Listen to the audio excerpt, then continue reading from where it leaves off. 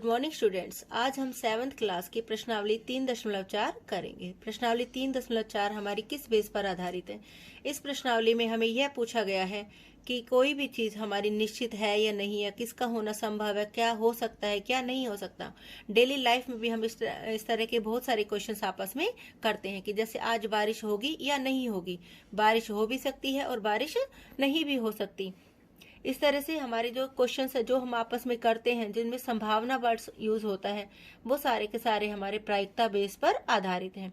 जैसे कि पहला क्वेश्चन हमसे पूछा गया है कि बताइए कि निम्नलिखित में से किसका होना निश्चित है, किसका होना असंभव है तथा कौन सा हो भी सकता है परंतु निश्चित रूप से नहीं। जब भी हम कोई बात करते हैं तो 3 ही हमारे परिणाम हो सकते हैं। या तो वो काम होगा, या वो काम बिल्कुल ही नहीं होगा, असंभव है, या वो काम हो भी सकता है, या वो काम नहीं भी हो सकता। जैसे कि पहला भाग पूछा गया, आज आप कल से अधिक आयु के हैं, और ये बिल्कुल क्या है, हमारा निश्चित है। अगर कल आप 13 साल के थे तो आज आपकी आयु कितनी हो जाएगी? 13 साल 1 दिन। यानी ये चीज हमारी क्या है, निश्चित है। दूसरे भाग में पूछा गया है, एक सिक्के को उछालने पर चित आएगा। जब हम सिक्का उछालते हैं तो यह कोई जरूरी नहीं है कि चित आए, पट भी आ सकता है। तो ये इसका क्या आंसर हुआ कि यह हो भी सकता है लेकिन निश्चित रूप से नहीं। तीसरे भाग में पूछा गया, एक पासे को फेंकने पर 8 आएगा। अब एक पासे में हमारी गिनती कहाँ तक होती है? 6 तक। तो 8 तो किसी भी हाल में आ ही नहीं सकता। तो ये कैसी घटना है? हमारी असंभव घटना है। अगला क्वेश्चन, अगली ट्रैफिक लाइट हमारी हरी दिखेगी। अब अगली ट्रैफिक लाइट हरी भी हो सकती है, लाल भी हो सकती है, तो जरूरी तो नहीं है। तो इसलिए यह हो भी सकता है लेकिन निश्चित रूप से नहीं। अगले क्वेश्चन में, कल बादल घिरे होंगे। अब कल बादल घिरे होंगे, ये कोई असंभव घटना भी नहीं है और निश्चित भी नहीं है कि कल बादल घिरे होंगे। तो यह हो भी सकता है लेकिन निश्चित रूप से नहीं।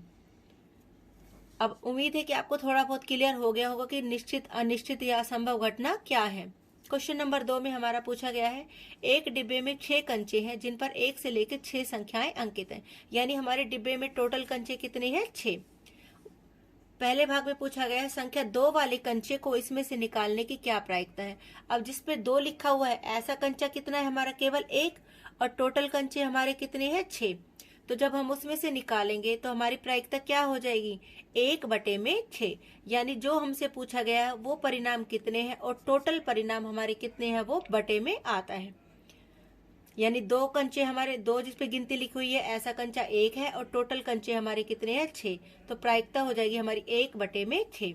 दूसरे भाग में पूछा गया है, संख्या 5 वाले कंचे को इसमें से निकालने की क्या प्रायिकता है। अब जिसपे संख्या 5 लिखी हुई है, ऐसा कंचा भी हमारा कितना है? 1 ही है और टोटल कंचे हमारे कितने हैं? 6।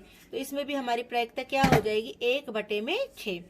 क्वेश्चन 3 में हमें इससे पूछा गया है कि यह निर्णय लेने के लिए कि कौन सी टीम खेल प्रारंभ करेगी, एक सिक्का उछाला जाता है। इसकी क्या प्रायिकता है कि आपकी टीम खेल प्रारंभ करेगी। जब हम सिक्का उछालते हैं तो 2 ही परिणाम होते हैं, एक चित और एक पट। तो दोनों की 50-50% है हमारे खेलने के। तो हमारी टीम खेलेगी, उसके लिए भी चांसेस कितने हो जाएंगे हमारे? 1/2, क्योंकि हमारे टोटल परिणाम है 2, चित और पट। लेकिन चित आने की प्रायिकता भी उसमें से 1 है तो 1/2, और पट आने की प्रायिकता भी कितनी है हमारी? 1/2। तो यह निर्णय लेने के लिए कौन सी टीम खेलेगी, तो हमारी टीम खेलेगी या प्रारंभ करेगी, उसके लिए प्रायिकता कितनी है हमारी? 1/2। धन्यवाद।